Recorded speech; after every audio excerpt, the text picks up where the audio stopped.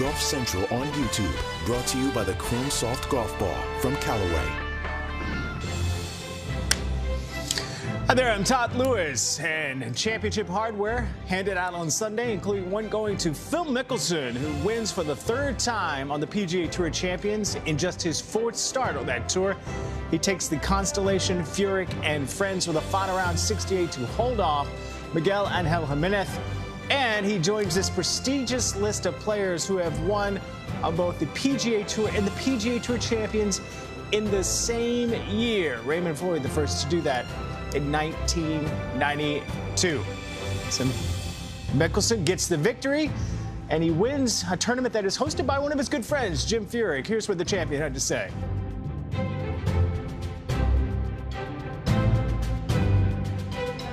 Congratulations.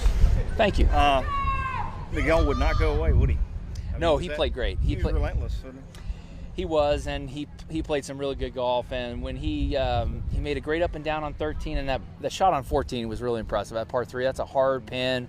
It rolls left of the pin, right of the pin. He just stuck it in there tight, and it wouldn't go away. So I was appreciative that I was able to birdie 2 coming in and come out on top. But it was a tough day, and I thought after birdieing the first 3 that it's going to be a really special round, but that drive on 5 kind of shook me, and I had to kind of stabilize a little bit, so I made a bunch of pars, and then when I started to feel a little bit better, I was able to try to make some birdies. Did you go left again on the 5? I mean, I blocked it left on 5 and lost the ball in the trees there, and ended up making a double. He birdied the hole. We had a 3-shot swing, and it was all I could do to fight him off. Okay, and 16 for the second day in a row, you were in that trouble and everything, but executed the par a little bit better today.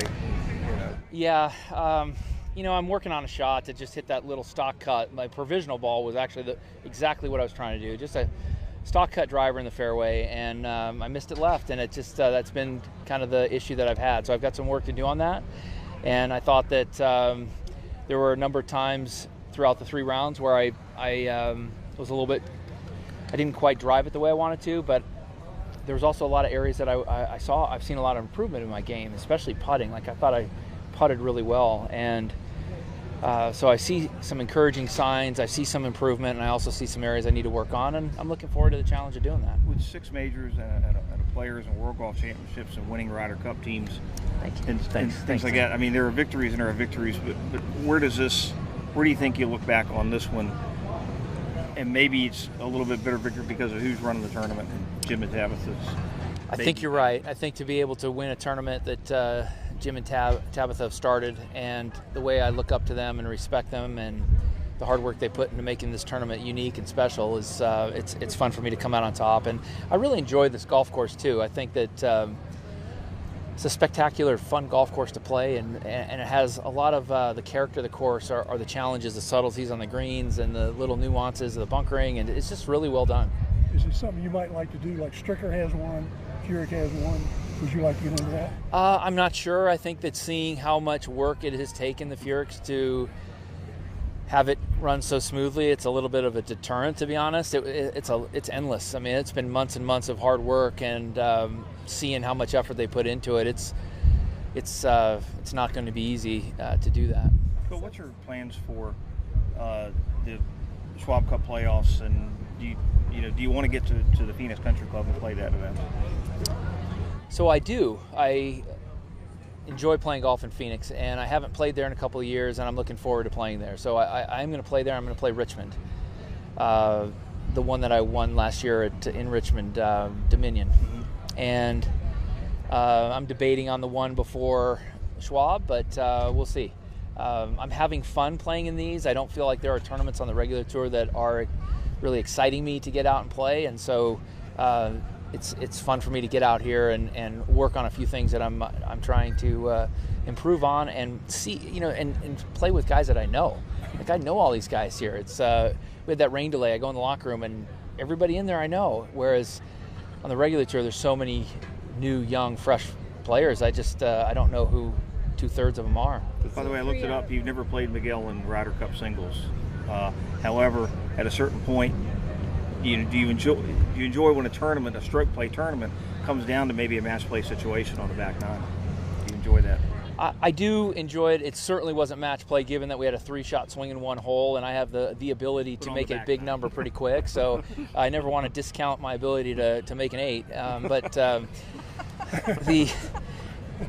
So I don't really think of it as match play as much. But we did have a few strokes between us and third, and it was an exciting 4 holes finish. You're 3 out of 4 on the Champions Tour. Can you speak? Did you expect that? I don't know. It's a good start. Like, I'm having fun. I'm having fun playing here. I'm enjoying being around the guys, and I'm enjoying the golf courses, how I can be a little bit more aggressive. And like when I made a mistake on number 5, and I could still recover. You do that on the regular tour, you just get eaten alive. You just can't make those mistakes there and have a chance to compete and contend and win. And so I like how you don't have to be perfect, and I can get away with a shot or 2 here or there, and so it makes it fun to play and play aggressive. Hedrick said the same thing about 3 days ago, that he was having trouble out there being perfect all the time. Yeah. So, no, it's tough. It's tough. do you think that what you bring to the Champions Tour in terms of fan excitement is going to benefit both the tour and you in some other avenues? I think if I can play well in tournaments on the regular tour and compete and maybe win a time or 2, like at the PGA, or have some credibility when I come out here, I think that would be a good thing, because it shows how high a level of performance goes on out here on the Champions Tour. And if I can continue to stay up in the world rankings and compete in some regular tour events, when I do come out here, I hope to help out. All right. Jacksonville area has a lot of pride. They love the Players Championship, but this tournament exposes you to kind of a different area of Jacksonville. Can you speak to the fans or some of your experiences kind of being on this side of town? I mean, this has always been a golf town. North side, south side, whatever. Jacksonville's always been a great golf town, and the headquarters for the PGA Tour is not far away, and you've got so many great players. And then to have Jim and Tabitha, who genuinely care about the community the way they do, it was a really cool tournament with a lot of community support, and it was fun for me to play and play well. Other winners around the globe include Jin Young Ko, the world number 2, shooting a final round 66 to take the Cognizant Founders Cup. It's her 14th consecutive round in the 60s on the LPGA Tour, which ties the all-time record. It's her 10th LPGA Tour win and her 3rd victory in her last 6 starts. How about Sung J M taking the Shriners Children's Open, shooting a final round 62 to get the victory. It's his 2nd PGA Tour win. If you remember, he won the Honda Classic in 2020. And across the Atlantic, Rafa Cabrera Bello wins the Spanish Open in his home country, winning in a playoff over Adrian Noss. It's Cabrera Bello's 4th European Tour title, and it was one he will never forget. That's what's happening across the globe. Thanks for joining us. We'll see you soon.